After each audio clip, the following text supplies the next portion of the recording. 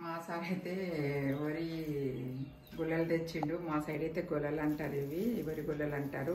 ఊకే బియ్యం వేస్తున్నావు అవి భయపడుకుంటే తింటలేవని పైకి కడదామమ్మా అని చెప్పేసి మా చేను దగ్గరికి వెళ్ళిండు సారు. ఈరోజైతే కొన్ని గొల్లలు తెచ్చిండు, ఇంకా కాలేవంట. ఇంకా అయితే మట్టుకు ఎక్కువ తింటే ఎక్కువ కడదామమ్మా, చాలా పెద్దగా కడదాము అని చెప్తున్నాడు. మా సార్ అయితే ఇప్పుడైతే ఇక్కడ కడతాడు. చూడండి ఇంకా అయితే ఎట్లా కట్టాలని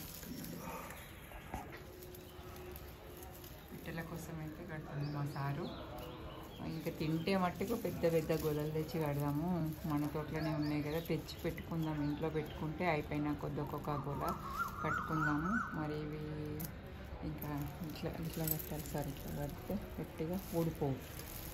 ఇక గట్టి కట్టాలి మళ్ళీ ఒకటి. ఇట్లయితే కట్టుకుంటున్నాను నేను పిట్టల కోసము.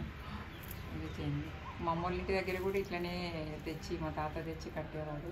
అప్పుడు మాకైతే చాలా బాగా అనిపించేది. తాత ఊకే తెచ్చి ఎందుకు పిట్టలు ఉంటుండే ఇంట్లో, గోడ్లల్లో ఉంటుండే.